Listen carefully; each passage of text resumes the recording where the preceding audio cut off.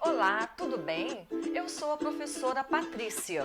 Seja muito bem-vindo, seja muito bem-vinda a esta sala de aula virtual que foi preparada especialmente para você. Aqui é o nosso espaço do saber, onde os nossos encontros serão sempre marcados com muita informação enriquecedora e que contribuirão para a sua formação. Na aula de hoje, nós vamos mergulhar num mundo muito rico em cultura, em saberes, em arte, em hábitos e que vai fazer compreender melhor um pouco do que nós somos. Sim, porque tudo isso tem a ver com a formação da nossa identidade enquanto cidadãos brasileiros. A cultura de um povo é formada por vários elementos, como crenças, ideias, mitos, valores, danças, festas populares, alimentação, modo de se vestir, entre outros fatores. Mas afinal, o que é cultura? Cultura é um conceito amplo que representa o conjunto de tradições, crenças e costumes de determinado grupo social. O Brasil é muito grande, possui uma enorme extensão territorial e aqui já tivemos a presença de muitos povos que deixaram a sua marca, como por exemplo os alemães, os africanos, os portugueses, espanhóis. Então, é comum a gente perceber nas sociedades das diversas regiões do Brasil características específicas que são, por assim dizer, herança cultural de um povo que ali habitou tempos atrás. No entanto, não obstante toda essa diversidade cultural que permeia o povo brasileiro, uma cultura em especial está presente em todos nós. A cultura indígena. E é sobre isso que nós vamos conversar hoje, sobre o quanto os hábitos culturais e sociais dos povos indígenas contribuíram na formação da identidade nacional brasileira. Primeiro, precisamos entender que a própria comunidade indígena é formada por povos diferentes no que diz respeito a hábitos, costumes e até mesmo a língua falada. Vamos ver então alguns exemplos, sem nos atermos a uma etnia específica, só para a gente entender a origem da construção da nossa identidade. Existem comunidades indígenas que residem nas proximidades do rio Araguaia, pois acreditam que a sua criação, seus rituais de passagem, alimento e alegria são dados por ele. Podemos perceber que eles atribuem a sua crença a uma força superior, a um ser superior que tudo rege, assim como nós também temos as nossas crenças. Eles vivem do cultivo do milho, da mandioca, da batata, banana, do cará, da melancia, feijão e amendoim. Note que o cultivo da terra, a agricultura, tão presente na nossa vida e até responsável também pela economia nacional, é uma prática que vem lá dos povos indígenas. Eles prezam pela pintura corporal. Nós pintamos o nosso corpo, o nosso rosto através da maquiagem.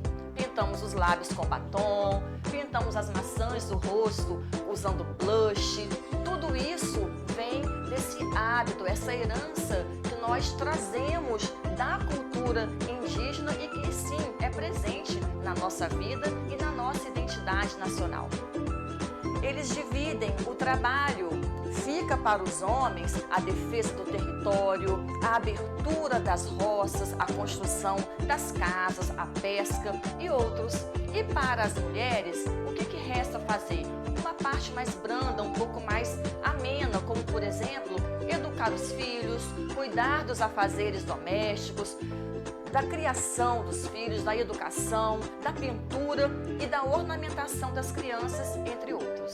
Por mais que a nossa sociedade atual venha se reconstruindo em vários aspectos e novos conceitos vão se sobrepondo a outros, veja igreja se não é uma estrutura a qual ainda estamos assentados sobre ela? O trabalho mais pesado fica a cargo dos homens. E o trabalho de educação dos filhos, de cuidar da casa, das questões familiares, ficam sob a responsabilidade da mulher. Eles manifestam sua cultura em trabalhos em cerâmica. Olha o artesanato tão presente no nosso dia a dia. Hoje nós usamos bolsas trançadas, de palha, de fibra, usamos enfeites, bijuterias feitos de pena, de semente. Tudo isso vem dessa herança cultural indígena. Nas comunidades indígenas existe uma autoridade religiosa, que é o pajé. E ele figura ali como um sacerdote, o qual é responsável por todos os rituais religiosos. Nós também temos a nossa autoridade religiosa, aquela pessoa de referência nas instituições religiosas, e também mantemos os nossos rituais.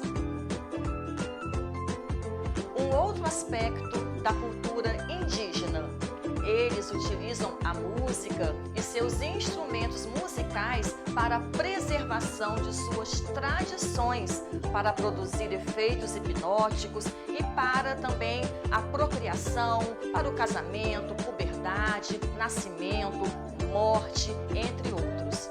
Afastam flagelos, doenças, epidemias, também festejam as caçadas, vitórias e as guerras também.